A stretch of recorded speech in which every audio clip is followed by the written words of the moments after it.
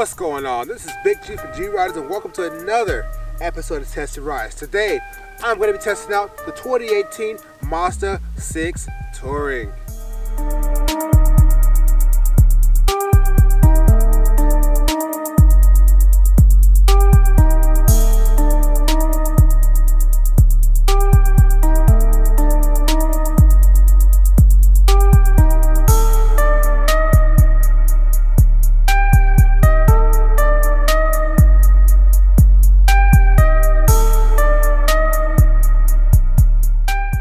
Welcome to the 2018 Mazda6.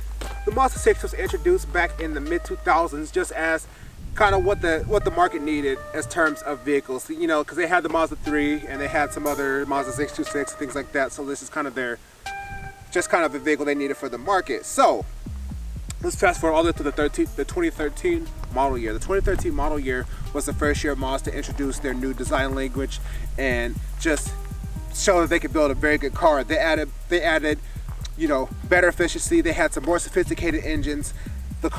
They made their cars, all their cars handle like Miatas, and they gave their cars all very elegant designs. So let's fast forward all the way up to the 2018 model here. So the 2018 model is just a continuation of that idea. So there's nothing that is drastically different about this particular Mazda 6. So this is the 2018 Mazda6 Touring, and this will come standard with the 2.5 liter with 186 horsepower and 187 foot-pounds of torque. Since this is a mid-size sedan, it weighs about 3,500 pounds or so, but despite that weight, it does get a 25 in the city and 36 out on the highway because of this very sophisticated Skyactiv 4-cylinder that has cylinder deactivation, which is kind of cool for a 4-cylinder to have cylinder deactivation. But finally, there is a larger engine option available for the Mazda 6, which everybody really wanted, because the previous generations of the Mazda 6, previous to the previous one, of course, had a V6 option, and that was, you know, so pretty powerful. So, and people kind of missed having additional power, so they threw the CX-5 engine into the Grand Touring and above Mazda 6s. But since this one is a mid-range model, it's only about $26,000 or so, and this one comes with lots and lots of standard equipment, and we'll go through a lot of that when we go to the interior of the vehicle.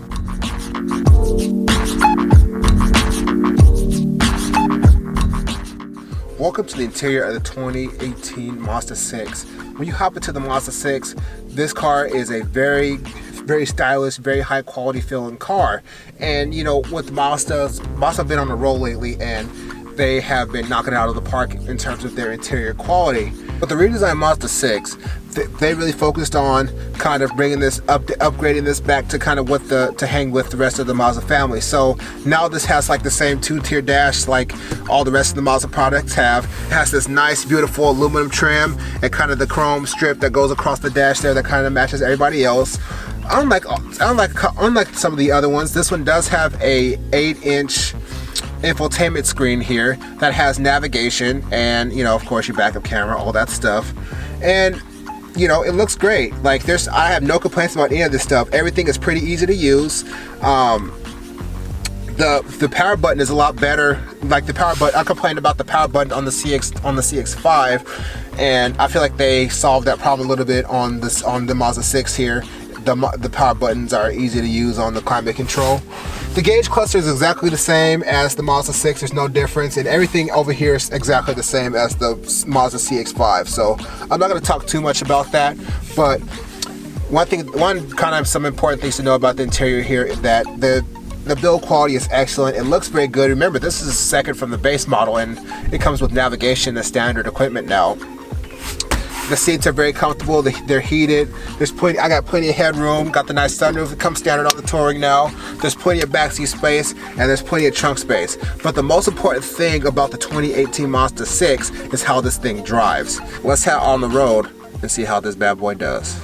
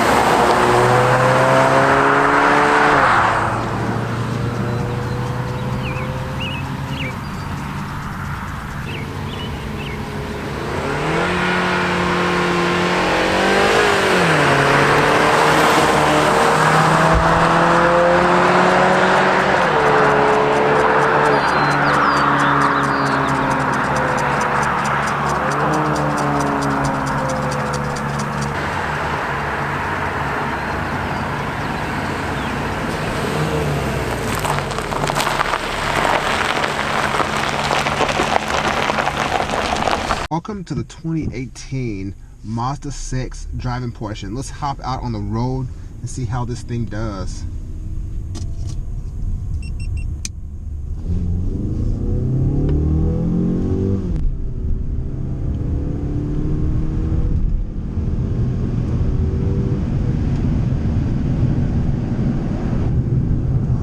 Alright, so we first start on the road, and the Mazda 6 is one of the Mazda 6's greatest assets is the handling. So I'm just gonna stop. I'm not gonna say anything for a little bit. I'm just gonna have you guys watch me go around some of these corners.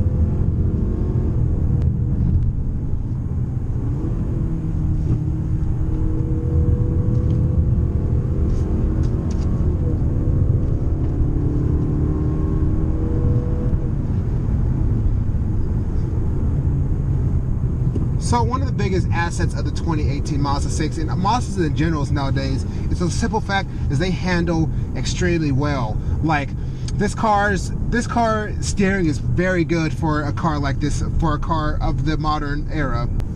You guys know, like if you've driven a lot of modern cars, steering is very numb and very dull, and it's just not very good. Like I just drove a Volkswagen Passat GT yesterday that's supposed to be kind of the sporty version of the Passat, and it had the same steering that the Golf All-Track had that I didn't like very much. And I applaud Mazda on, you know, holding true to their pedigree and making this car, you know, have some very good steering. The handling is amazing. So this car does have the torque G vectoring system that the Mazda 3 got back in 2017, and it's very good in this application, just like it was very good in that application. You know, this car corners very, very confidently. The ride of this car, this Mazda 6 rides amazing. So a car that handles like this, you expect kind of a stiffer ride, and it's very comfortable. Like, you know, I'm hitting some broken pavement here and I barely even feel it, which is amazing for a car. It's amazing for any car to do that. So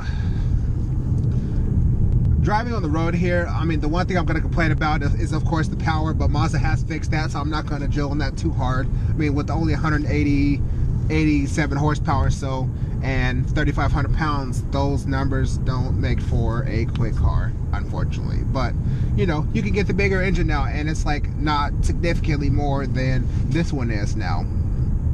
So let's go back to like some of the build quality of this car. So this interior is laid out very well.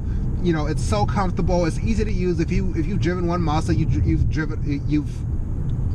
get used to this car pretty quickly.